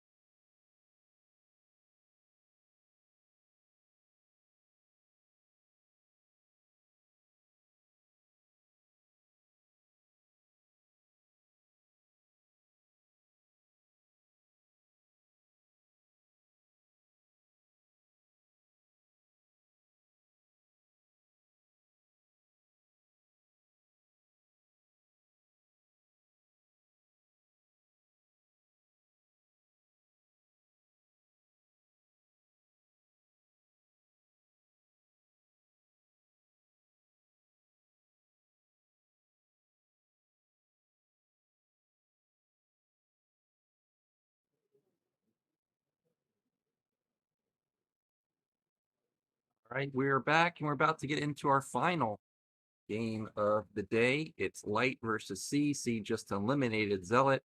Already Bisu's out in first place, and we've got Retro as our pick. Yeah, I just had some nuts in my mouth, Nyoken. Yeah. I don't know if you love what's it called? Cashews, but I've got a big box of them or whatever, and I just God, I love cashews. They're really good. I've got a box of macadamia nuts behind me. Eat some of those when I'm just hanging out. Macadamias are so hard to eat. What? In bulk, I feel like they're huge. They have a big flavor profile. You don't think? I like them. I like that they're really high fat. Get those fat macros in. Well, all nuts have yeah. Yep. Well, we've got TVT Proud here. of you. I know Yeah. you love TVT. What I you do? think? You Yeah. don't? Well, I mean, I like when I get my Wraith in their base and they have no armory, but other than that, yeah, we all like winning. Well, this is going to be exciting because it's TVT and I love TVT. I love Terran. I love all things Terran. I play Terran. I play Terran in all the games. Even in StarCraft 2, I play Terran in Stormgate. Yeah. Can't get myself enough Terran. And siege tanks especially. You siege them up, they blow everything up. I mean, it's just the greatest unit ever made. Honestly, though, I think C is going to get absolutely obliterated. Okay. Well, we'll see what build orders are. I could see it getting wild. You know, maybe C wants to try and cheese Light here with like a BBS or something. Let's get into final game. It's Retro.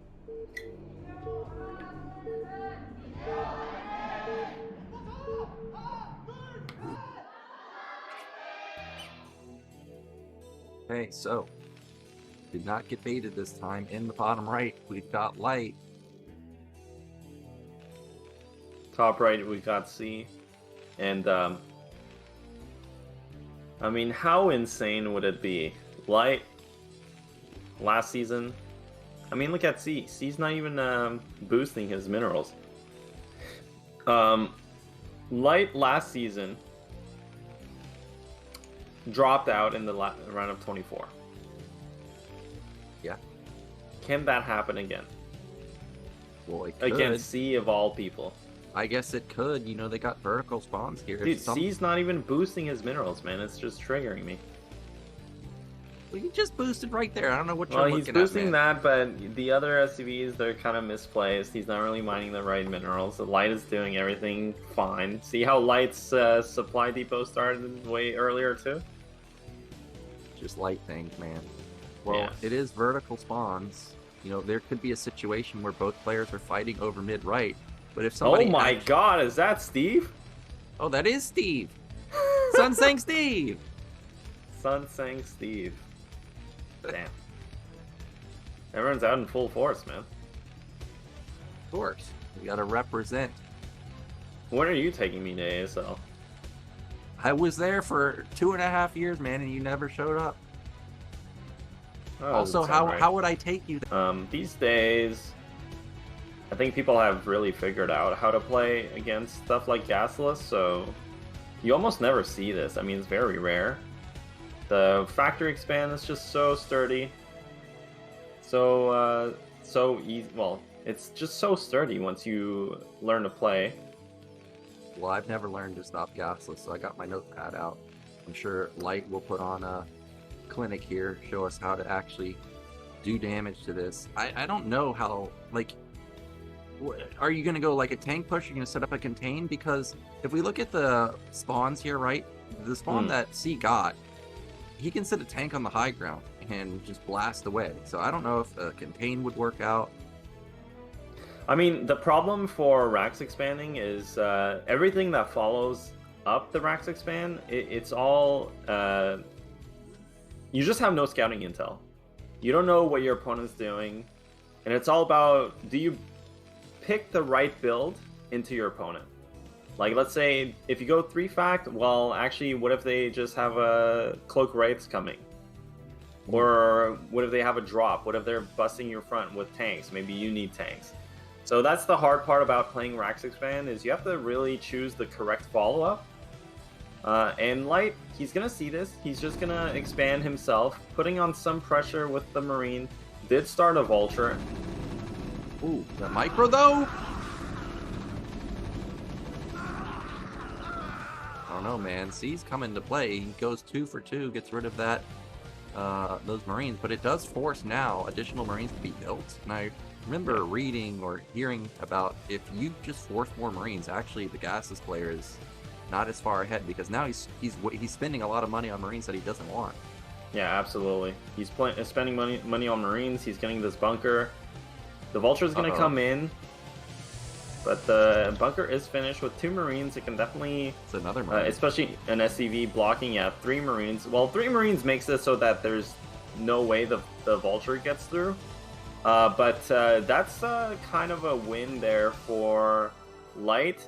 Although C did see that Light expanded, and he also knows that this was a Vulture first opening, so it kind of narrows down what Light could do. This tank, if he opts to go for it, which he doesn't, would have been a bit slower.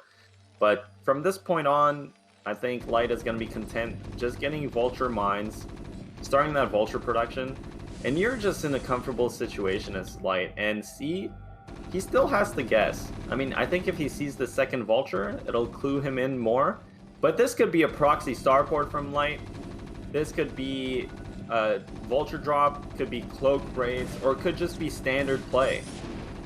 Yeah, look at this. He knows that there's only 1 in the bunker. He just goes and kills 2 SCVs. And also the Rax confirms that this guy doesn't have any more factories. So what else could it be other than at least 1 starport? Now he confirms that there's 1, but there could be a second one. Yeah, I mean, this is oh my gosh, huge for Light. He already killed so many SCVs. Like you mentioned before, he also forced 3 additional Marines. He has the build order counter here. And this is another part of it. I mean, Light gets to scout with his Rax. C does not. He has to keep that Rax back to primarily SimCity against the Vulture run by, but also to spot if it's ever tank siege. So these are the many reasons why Rax Expand isn't that oppressive these days. I think players have kind of figured out it's just not that good, and it doesn't take much for the Factory Expand player to even it out economically, which I think Light has done this game. And look at these mines; they're everywhere, man. So if he makes 1 misstep, he's going to take a lot of damage. Marine is going to sacrifice his life to clear out 1 mine, but there's still just so many more. And we do have the Wraith trying to kill the Rax, but the SCV's already in position to try and heal it up. It's really funny to me that Light landed his Rax and started making a Marine. It will kind of harass that Wraith away, but this is such a hard spot to be in as C. See, Light already has Vultures all over the map. I mean, mines all over the map. And yeah, I mean, they're both kind of similar supply. This Wraith did kill an SCV. Goliaths are going to be out, though.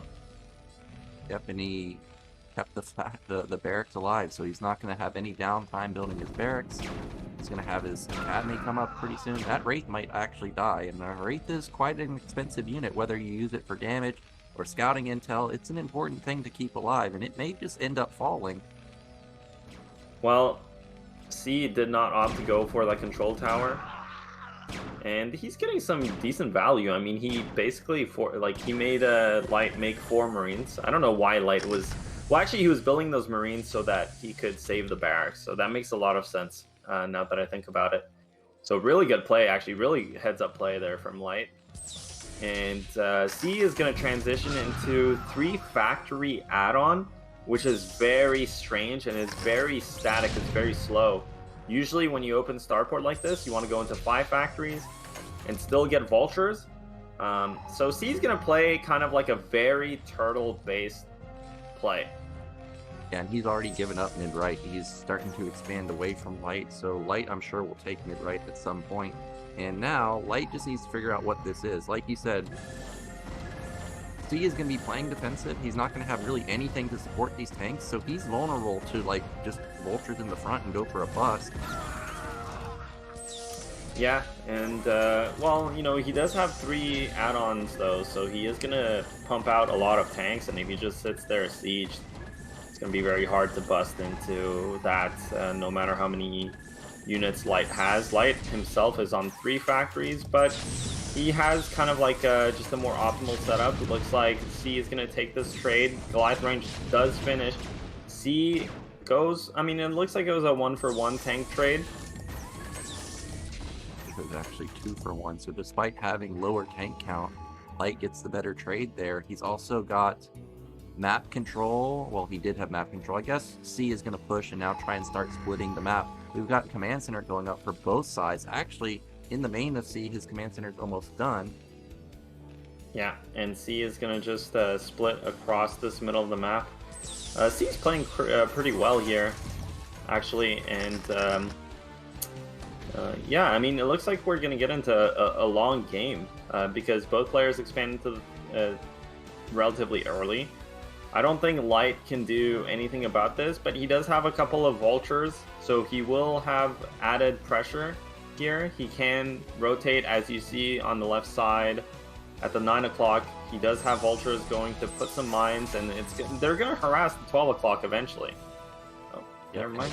It does look like we make it an actual long game because both players have control over the center. I can't believe that C's actually going to get mid-right, and that's a critical base. That's a middle base that both players want. Yeah, C's playing like a very old school style.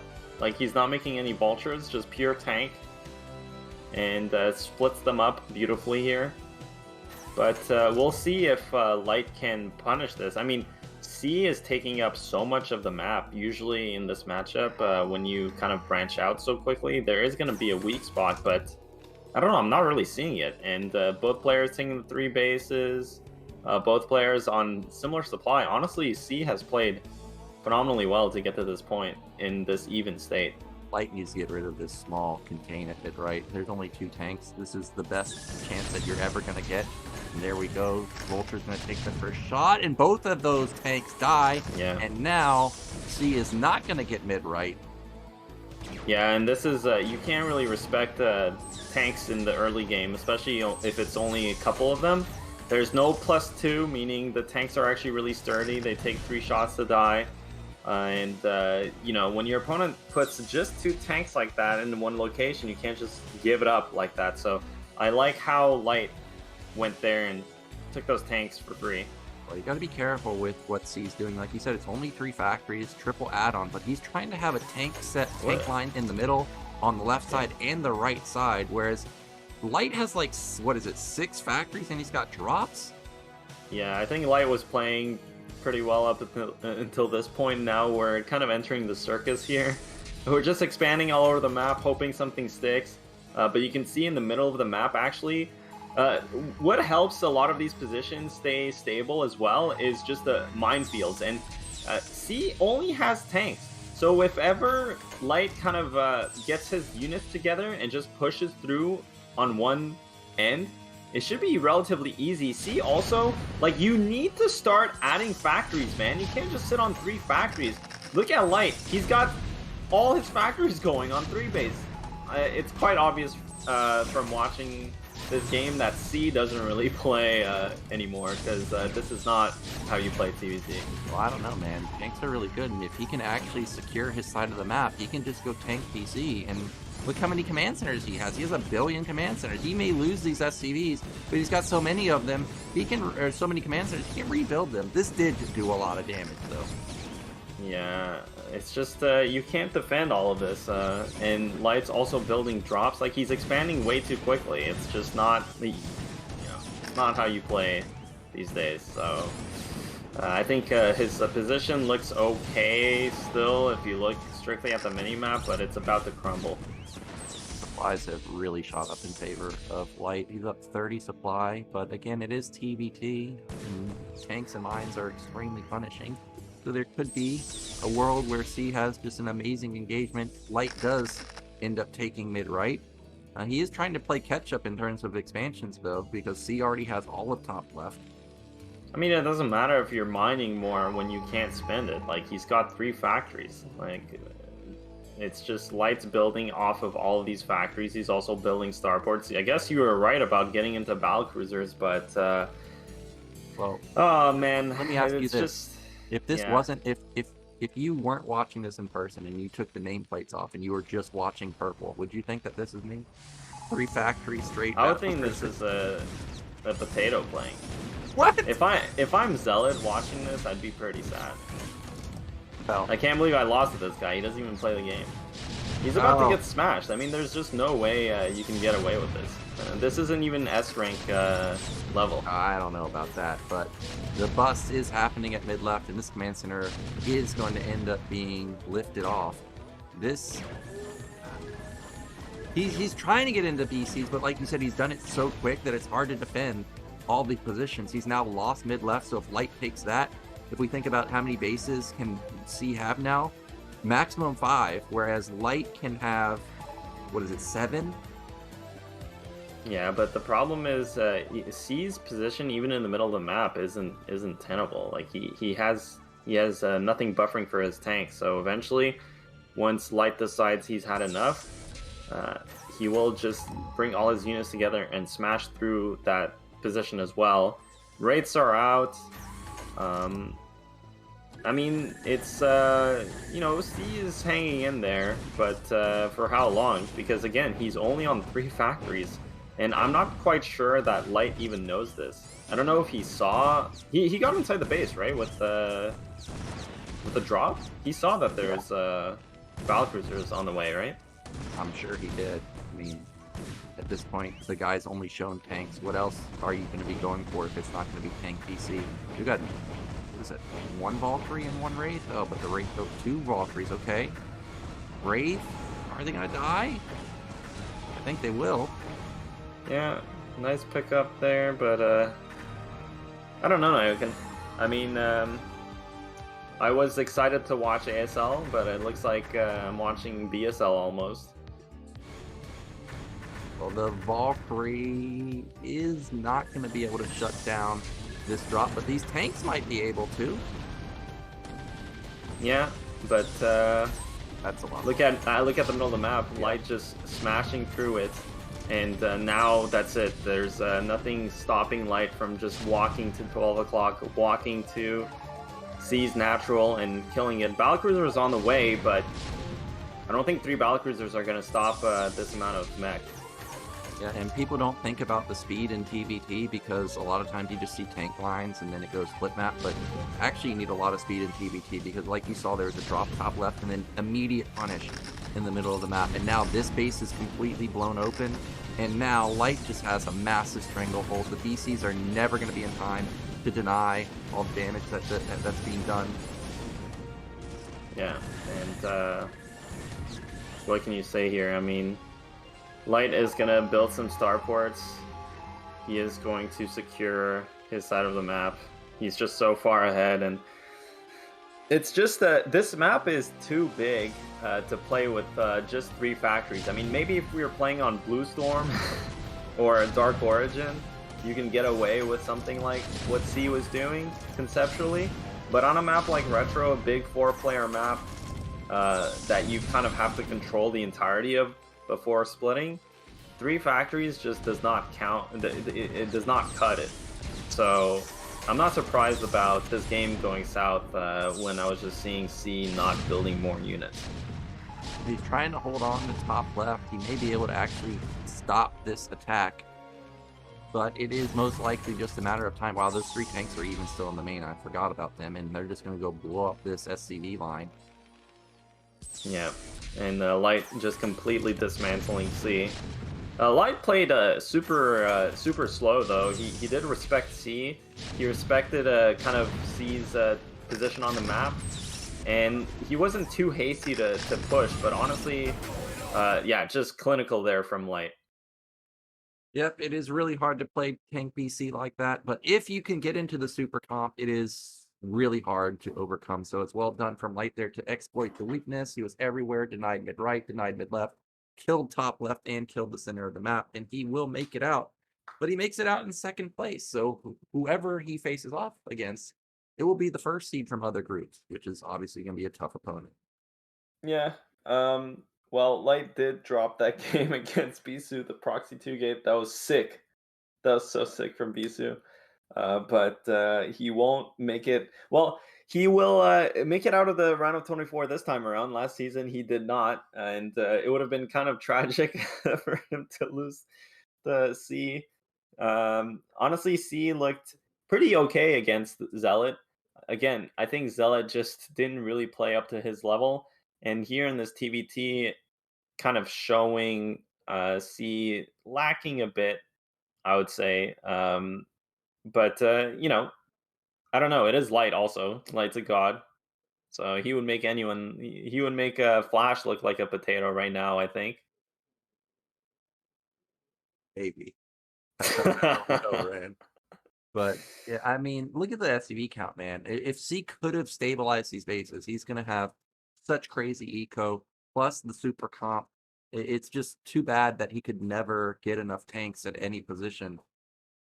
Yeah. Well, as it turns out, 3 factories does not make that many units. Does not. Like you said, like even if he had one additional factory just building vultures nonstop, just laying mines, it buys times. Like all of a sudden, these tanks can't just, move command into siege position. Yeah, but you saw how Light, even though Light had a lot of space, he was still adding a lot of factories, and there's just like there's a very optimal way to uh, do your build order these days in this matchup as well. You can get command centers quickly, but if you're not making units, then you're just gonna get busted, and the extra income doesn't really matter. So and it doesn't really matter. Like you need to have a certain amount of mineral income before you have that extra gas income kick in, et cetera, et cetera, et cetera. So the point being that Light kind of just um, he didn't really do anything special. He just played a nice standard game and ran C over. Well, I wish I could play games that are not very special and just run people over in ASL, but Yeah. uh, Well, he is Light. no, man. Maybe one day you'll be Light, dude. Just What's so impressive is maybe Light, one day Artosis will be Light. I mean, he's practicing 5 hours a day still. Light, man. He needs to get a sub to Light's YouTube channel. Oh, I think he's definitely sub. What I find most impressive about Light's guides that he has on YouTube is not that I understand what he's saying because he speaks too fast, but he talks about what he's doing and he talks as he's doing it. Anybody that's played knows that talking while you're doing it is not easy. Like it's really hard. And he's just like, oh, this guy's 2400 and he just blasts him. I'm like, oh, okay. Yeah. Well, he's a god, man. He is probably the best player in Broodwar right now and for the last couple of years, especially since Flash left. Did not have quite the, let's say, the results to, well, at least in ASL. He has results everywhere else. Just ASL did win that one season a couple seasons ago, but also last season exited in the round of 24. The season before that, I think, exited in the round of 16. So doesn't even have the round of 8 appearances. He has a TVZ losing streak also, or like losing percentage also in this tournament, which is hilarious given that his TVZ is absolutely godlike. So we'll see. Maybe this season he can hopefully at least make top 8, because that's kind of the bare minimum you would expect from Light. Yeah, for sure. I think even top 4 at least is what you're looking for. Yeah. Well, what about Bisu? What do you think about Bisu? We didn't get to see much of his play, but so far, do you like what you see? Well, you know me, man. I don't know. I love watching Bisu today, and he looks so killer. I was so impressed with how he dismantled that Rax expand from C. Just went straight for the proxy robo gate. And, we were looking at it. We're like, damn, Terran looks pretty well set up here. And he just murdered it. And it was clinical. And let me tell you, doing that in a tournament environment is just so impressive to me. And then to follow that up with a proxy 2 gate, at least the mental is, and after he won, it's just cold, man. His face is cold. He's such a Chad. It's crazy. Yeah, he thought he was gonna win. He expected to win, and then he did win. So no shocker to him that he was gonna get out in first place. We're gonna get a rundown of how the games went. Of course, we had Light beating Zealot with that Lurker all in. Then we had Bisu taking down C with the Reaver bus that you're talking about. Then Bisu with the 2-gate to win Troy. We had C with what I would say a great hold versus Zealot on Citadel. And then, of course, Yeah. we had Light crushing through C in the TVT we just saw. Yeah, and that will make it so that Bisu and Light kind of expectedly going through here. I think Zealot had a very weak showing, unfortunately. He definitely should have won against C if we're talking about, skill and who you would expect to win. And I think he severely underperformed there, so that's kind of unfortunate for him. C will be happy to walk away from this group with a win, so congrats to him, especially given the fact that he's primarily a variety streamer. But that's going to be it for Group A. Tomorrow is going to be Group B. Group B, and I've got high hope for Hero because he always does well. Actually the person I'm most curious on is Mind, because Mind had that killer run, was it 2 seasons ago, where he made, I think, top 4, or actually he made the finals, right? Versus Mm, JYJ. yeah. So I'm interested to see how far he can go, because that was a massive showing. He just appeared out of nowhere. I didn't even know he was playing. And all of a sudden he gets to the finals.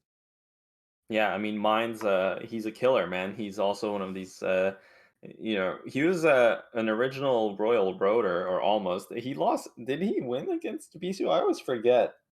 Well, it wasn't Royal Road. Oh, no. It's the he was it was the MSL. Remember when he smacked Bisu in that MSL final? All those years ago. I think it was one of his first tournaments. Um, he's always been a killer, man. Mind, but a bit under the radar, as is the story for a lot of these Terran players. JYJ, Royal, Mind, um, Sharp. People chronically underrate these Terran players, and they're always doing so well. Yeah, and players like mine give me hope because he's got like 270 APM. I'm like, I can do that. I can play 270 APM.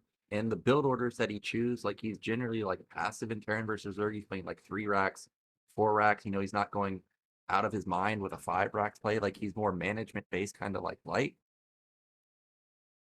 Yeah, you're absolutely right about that. He's a very straight up player, as most Terrans are. I mean, it's kind of hard to be tricky with the race, but we'll see. Tomorrow's going to be a sick group. Um, I think I'm really looking forward to that. In my opinion, I wouldn't be surprised if either of those, if the two Zergs make it out. But I think because they're playing each other first, it's going to be hard for them to both go out. Killer is just also a very underrated Zerg, but he's super strong, super aggressive, and generally performs pretty decently. In I think he made the round of 16 last season, or was it 2 seasons ago?